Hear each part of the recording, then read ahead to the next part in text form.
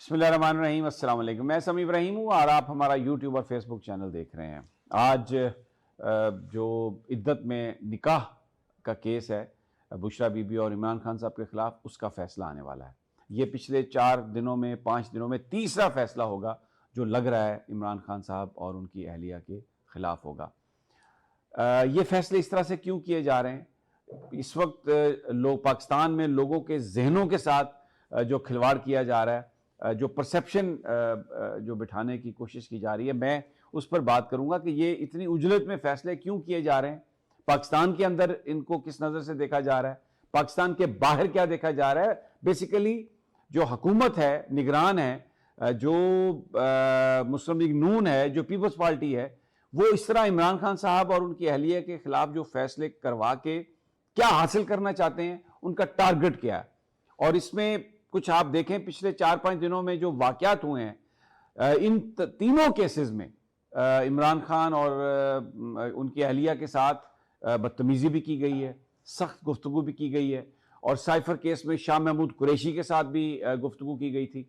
वो अगर इस पर नज़र डालें तो ऐसा लगता है कि वो जो एक लड़ाई झगड़े की यानी अंदर बदतमीजी की गई और फिर उसको बढ़ा चढ़ाकर मेन स्ट्रीम मीडिया ने बयान किया, अखबारात ने बयान किया, और इमरान के बारे में एक खास मखसूस किस्म का तासुर कायम करने की कोशिश की गई कि इमरान खान अब फ्रस्ट्रेटेड हैं, इमरान खान अब गुस्से में हैं, इमरान खान लड़ झगड़ रहे हैं, इमरान खान धमकियां दे रहे हैं। और इसके हर जो खबर चलाई गई उसके पीछे एक मकसद था। जब यह कहा गया साइफर केस में, जब उन्होंने ये कहा कि ये आर्टिकल 6 लगता है, तो उसको इस तरीके से पेश किया गया कि धमकी दी कि तुम पर आर्टिकल 6 के तहत मुकदमा चलाऊंगा। हालांकि उन्होंने कोई ऐसी धमकी नहीं दी थी, उन्होंने सिंपली ये कहा था कि ये जो आप कर रहे हैं इस पर आपके ऊपर आर्टिकल 6 लग सकता है, और ये आप इसको समझें कि कानून और आइन इस हवाले से क्या कहता है। तो वो उसका मकसद ये था कि यह बताया जाए कि अगर इमरान इक्तदार में आ गया तो रिवेंज लेगा, इमरान बदला लेगा, इमरान बड़ा सख्त एक्शन लेगा। फिर उसके बाद शाह महमूद कुरैशी के साथ झगड़ा किया गया, और वो झगड़ा किया वहाँ पर रिजवान अब्बासी ने, जो FIA के प्रोसिक्यूटर थे, उनके साथ बड़ी बदतमीज़ी की गई शाह महमूद कुरैशी के साथ। इमरान खान साहब जब सहाफ़ियों से बात कर रहे थे तो जेल के सुपरडेंट असद वड़ाइच, वैसे वो अच्छी शोहरत के ऑफिसर हैं, लेकिन उस दिन आके उन्होंने यूं हाथ किया इमरान खान साहब के आगे और कहा कि आप नहीं बात कर सकते सहाफ़ियों से। तो उन्होंने कहा कि ये ओपन ट्रायल है और मैं बात कर सकता हूं, तो सहाफ़ी इसीलिए आए हैं यहाँ पे। तो सुपरडेंट साहब ने कहा कि नहीं, ये सिर्फ कवर करने के लिए आए हैं, उसको देखने के लिए आए हैं, सियासी गुफ्तगू आप उनके साथ नहीं कर सकते। क्यों हुआ ऐसा? ये जो वाकया था उसमें 2-3, एक तो परसेप्शन बनाने के लिए ग्रैंड प्लान था, दूसरा कुछ सहाफ़ियों का ये ख्याल है कि शायद वो इमरान खान साहब जो CCTV कैमरे की तरफ बात करके कहते थे कि मुझे पता है कि आप मुझे सुन रहे हैं, देख रहे हैं, उनसे बात करते थे, तो उसका वो जवाब था। फिर खाबर मानिका को लेके गए रिजवान अब्बासी साहब अपने साथ। यहाँ पर इस्लामाबाद हाई कोर्ट में भी मैंने देखा कि वो उनके साथ साथ फिर रहे थे, उनके साथ मशवरा कर रहे थे जो FIA के जो प्रोसिक्यूटर थे।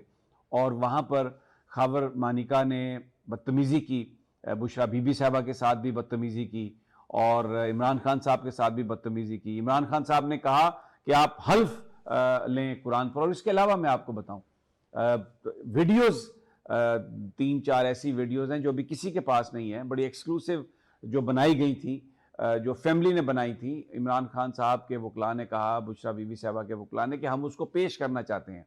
तो जज साहब ने कहा कि यहाँ पे USB नहीं पेश की जा सकती। तो इस पर जो सुपरिटेंडेंट जेल थे उन्होंने कहा, शायद डिप्टी सुपरिटेंडेंट थे उस वक्त मौजूद थे, उन्होंने कहा कि आप मुझे व्हाट्सएप कर दें तो मैं फ़ोन पे वो चला दूंगा। तो जो वकील था इमरान खान साहब का, वो जेल से निकला क्योंकि वहां पर नेट नहीं है, 1 मील दूर आया, उसने वो वीडियोज़ ट्रांसफ़र की व्हाट्सएप के जरिए। जब वापस गया, सुपरिटेंडेंट जेल ने कहा जी कि सॉरी, या शायद डिप्टी सुपरिटेंडेंट थे, उन्होंने कहा सॉरी जी, मेरा तो फ़ोन बंद है, अब खुल नहीं सकता। तो शायद वो तरीका सिर्फ ये इख्तियार किया गया कि उन वीडियोस को सरकार जो है वो हासिल कर ले और एग्जामिन कर ले कि क्या है। तो वो ये जो बदतमीजी हर ट्रायल में की गई, तोशाखाना जो केस था उसमें भी इसी तरह से हुआ, साइफर केस में इसी तरह से हुआ, और ये जो इद्दत में निकाह का केस है, ये बड़ा अहम केस है इस लिहाज से कि हम सब मुसलमान हैं और दीन के हवाले से हमारे बड़े सख्त हमारे ख्यालात हैं। अगर हम प्रैक्टिसिंग मुस्लिम नहीं भी हैं तो जो हमारा अकीदा है वो बहुत सारी चीज़ों की हमें तलकीन करता है।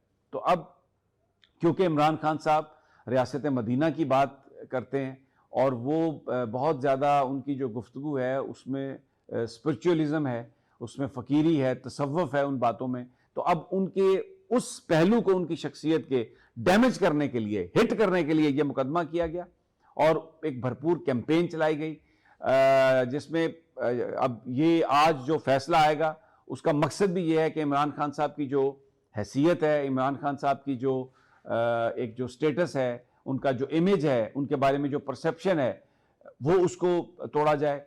उनको करप्ट साबित किया गया तोशाखाना केस में, साइफर केस में उनको गद्दार और पाकिस्तान का दुश्मन साबित करने की कोशिश की गई और इंतहाई उजलत में किए गए। ये जो सारे मुकदमात हैं ये हायर कोर्ट्स में स्टे नहीं कर सकते, सस्टेन नहीं कर सकते, इसलिए कि जो कुछ भी किया गया उसमें जो एविडेंस इस तरीके से रिकॉर्ड किया गया वो आइन और कानून के खिलाफ था और जो दिफा का हक था इमरान खान साहब का हर केस में वो भी नहीं पूरा किया गया। बल्कि उसमें तोशाखाना केस में तो एक झूठ बोलकर उन्हें उनके सेल से लाया गया अदालत में कि आप हाजिरी लगवा लीजिए, क्योंकि उन्होंने 342 के सेक्शन 342 की जो स्टेटमेंट है वो देनी थी और उन्होंने कहा था कि मेरे वकला को आने दें, मैं उनके साथ मशवरा करके तो मैं ये स्टेटमेंट जमा करवाऊंगा। तो जज साहब ने उनके साथ बदतमीजी की खान साहब के साथ और कहा कि टाइम ना जाया करें आप, अदालत का वक्त जाया ना करें आप और फौरी तौर पर आप वो दें। तो वो फिर अपने कमरे में वापस चले गए। तो उनको ज़हनी तौर पर टार्चर, उनकी इंसल्टिंग टोन, बदतमीजी और मीडिया में जो खास तौर पर अखबारात में और मेन आप देखें जंग अखबार ने क्या क्या सुर्खियां लगाई हैं, पुराना नया, झगड़ पड़े, ये हो गया, चीख पड़े। एक तरीके से इमरान खान साहब के इमेज को डिस्टॉर्ट करने के लिए, उनके इमेज को बर्बाद करने के लिए अपने तरफ इन्होंने ये सब कुछ किया। और आज भी जो फैसला आएगा उसमें ये कहा जाएगा कि ये रियासत मदीना की बात करते थे और देखें इनका किरदार क्या है, इन्होंने तो निकाह ही गलत किया था, फासक था और ये सब गलत है, उसमें सज़ा भी सुनाएंगे ताकि मुसलमान ये सोचें जो पाकिस्तानी हैं कि यार ये तो देखें हमारा लीडर जो था ये क्या बातें कर रहा है और अमल कैसा था इसका। लेकिन मैं आपको ये बता रहा हूँ जो सर्वेज आए हैं तमाम ये प्रोपेगेंडा रिजेक्ट कर दिया गया।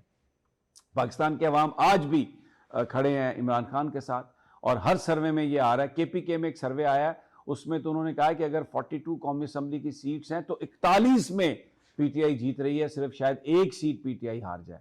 और इसी तरह पंजाब में भी है, बहुत ज़्यादा लीड से सर्वेज में PTI के वो लोग जिनके पास एक सिंबल भी नहीं है, मुख्तलिफ निशानों पर इलेक्शन लड़ रहे हैं, वो आगे हैं।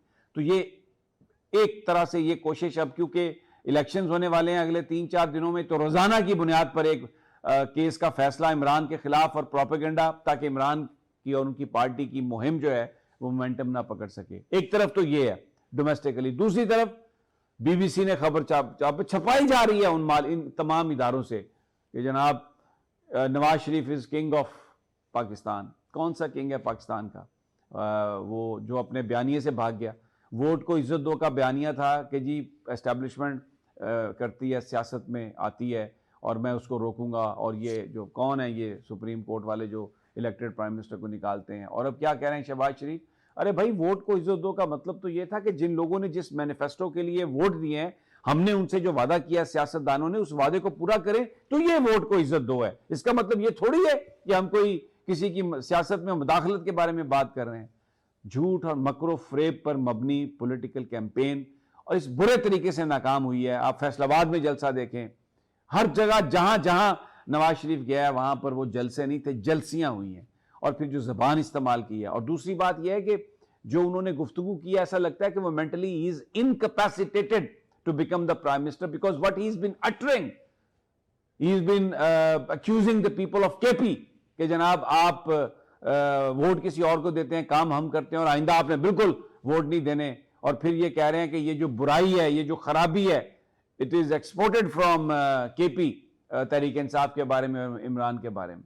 तो इंतहाई इंसल्टिंग लैंग्वेज वो कर रहे हैं और जिस जगह जाते हैं लोग वहां पर इमरान खान के हक में नारे लगाते हैं। बहरहाल जो दिफा का हक था वो इन सारे मुकदमात में जिनके अभी फैसले आए हैं इमरान खान साहब को नहीं दिया गया, और इस बुनियाद पर वकला का ये कहना है कि ये हायर कोर्ट्स में अगर कानून और आइन के मुताबिक फैसला हो, वैसे तो अभी शायद जमील साहब इस्तीफा दे गए और सुप्रीम कोर्ट भी बल्ला छीन लिया इमरान खान से, हायर कोर्ट से भी कोई उम्मीद तो नहीं है। अगर एक ही उम्मीद है जिसका इमरान खान साहब ने मैसेज दिया है कि लोग नौजवान निकले बाहर 8 फरवरी को, वोट दें, वोट का पहरा दें और पीटीआई के लोगों को जितवाएं, तो ये बदल सकता है निज़ाम भी, और जो खान के साथ नाइंसाफी हो रही है उसके भी छुटकारा हासिल हो सकता है।